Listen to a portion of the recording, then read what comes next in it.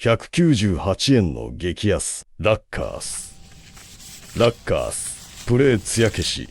ブラックを使って長年のサビで古ぼけていた L152S ムーヴカスタムのワイパーアームを DIY リフレッシュ。作業が終わった瞬間に雨が降り出すという一発のタイミングでしたが、無事にギリギリ間に合いました。ワイパー周りを艶消しブラックで黒と引き締めるだけで、愛車全体の印象がガラリと変わります。198円でできる手軽な足元 DIY。ぜひ動画を参考に挑戦してみてください。